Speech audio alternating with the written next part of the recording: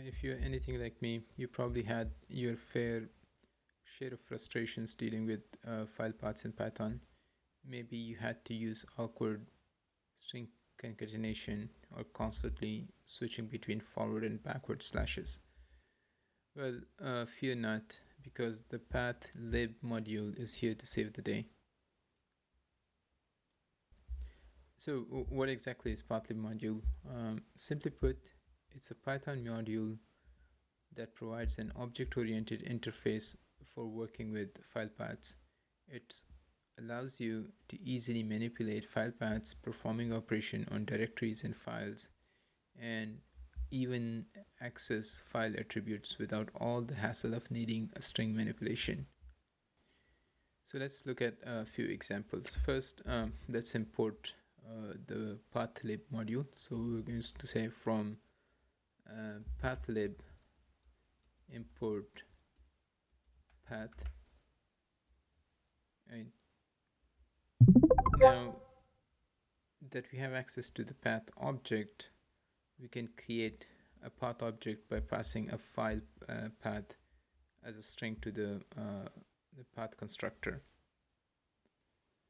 So for example, if you look at here, this creates a path object representing the file example.txt, right? So if we run this, let me show you the path object. We can access various attributes of the path object by using the dot notation. So let's say print let's say dot name. This will give us the name of the file, right? We can use a suffix to get the extension of the file, right? So this suffix gives us the extension. We can use parent to get the path of the file without the file name, right? So these are different options that you can use to explore on the path object. So another fun example is you can simply use the slash operator to easily join paths together. So let's say we have the file path dot parent, so that gives us the current path or the current path to the folder, right? And we want to create another string which contains let's say the path to this new underscore example, right? So the way we would do it is we'll simply call new example, right? And let's call it new path. Okay, and if I simply print this new path, so that gives me the path to this other file, right? So by using the slash operator, you can like you can get the same effect as you would get with the os.path dot join function, right? So you can join paths using the slash operator easily. The path object has another very helpful function called relative to. So this method allows you to find the relative path of one file path to another. So for example, in this case, let's say we have the file path, right? If we want to find out the path of the file relative to, let's say, the home slash the username, we can use this relative to function, and it returns us that relative to this location that we are looking at, what is the file path, right? So that's the file path relative to the home slash username, right? Next, let's talk about creating directories and files. So in order to make a directory, we can use the mkdir function, and the way it works is you define a path object, right, with the name of the new directory in there, right? So the this is the new directory that we want to create, right? And on the path object that you had defined, you simply call the dir function, right? So if we execute this, you will see that it created a new directory, right? In order to create a file, we can use the touch function. So let's define a path for a new file. So let's say we want to create a file inside this directory, right? So it's going to be directory path, right, slash. So that's basically performing a join operation, right? So we'll say new, let's say file.txt, right? So it simply creates the path. The file hasn't been created yet.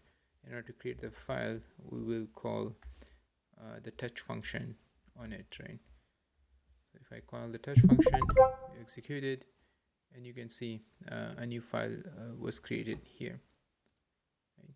So that's how you create a new directory as well as new files. What if you want to delete the file and the or a directory, right? So in order to delete a file, you can use the unlink function. So it's going to be like path underscore, that's the file path, right? And we simply call the unlink function on it, right? So if we execute it, you see that the file has been deleted from the directory.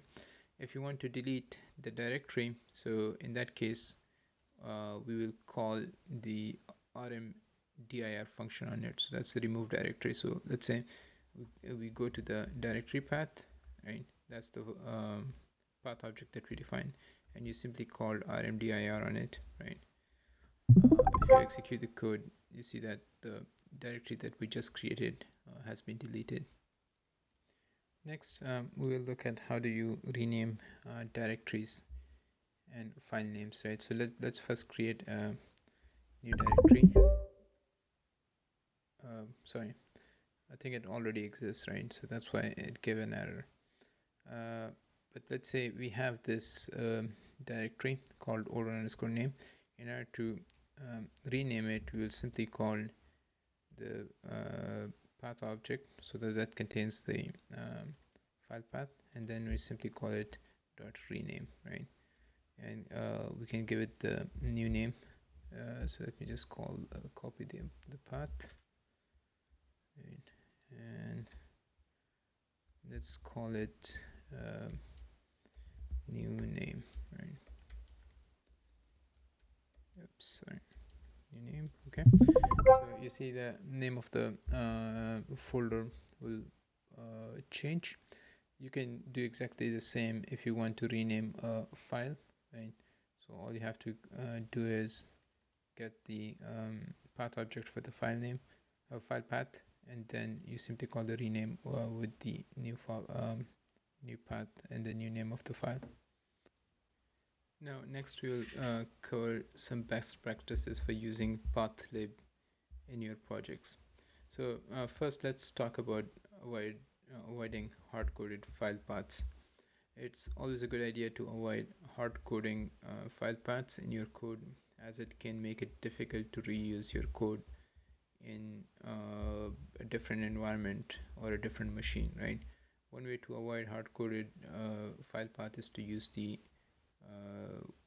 current working directory. So you can actually get the current working directory by calling the cwd function, right? So we could be like, we can, let's say, print the current working directory. So that gives us the current working directory name. And we can build file paths relative to it. So for example, I can easily say that, okay, cwd slash let's say example.txt, right? And let's call it file path, right? File name. Okay, so basically whatever the current work, like if you move to another machine or another platform, so using this current working directory will take care of a lot of issues, because the file is going to be present in that irrespective of what the current working directory is, right? So it's a really good practice to keep in mind in your projects. Next, we'll talk about using pathlib with different context managers. So the path object can be used as a context manager to easily open and close files. Let's say we want to open this example.txt file, right? So the way we can do it is we'll write with file path, right? So that's the basically path to the file, right? Dot open, okay, that will open the file as f, right? And then we can read, let's say, uh, the file, right? So I think it has only one line. So if you run it, this with context manager basically will help us open the file, read the file, and then close the file as well. So using the path object as a context manager is a convenient and safe way to work with files, as it ensures that the file is properly closed when you are finished working with it. Next, we will cover practical use cases for pathlib in real-world applications.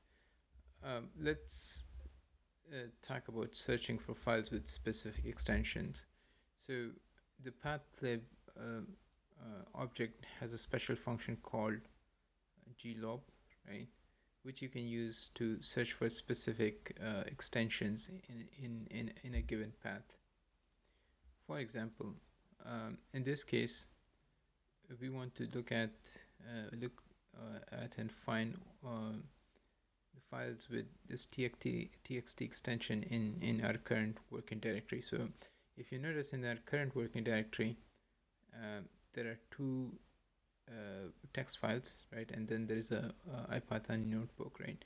But if we only want to get the file names of the text files while ignoring everything else, right? So this is where this glob function comes in very handy, right? And the syntax is you basically tells it get me all the files with a specific file extension. So if we run this, you'll see that it returns file path of these two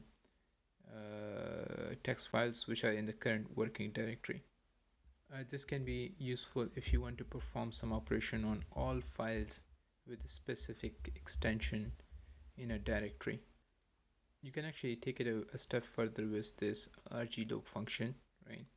And here basically you recursively traverse a directory tree. So what happens is, like, from the current working directory, it looks at if there are any other directories or folders inside, and even check those folders for a specific extension type, right? So if we run this command, you will see that now that it has found another text file which is under this new underscore name folder, right?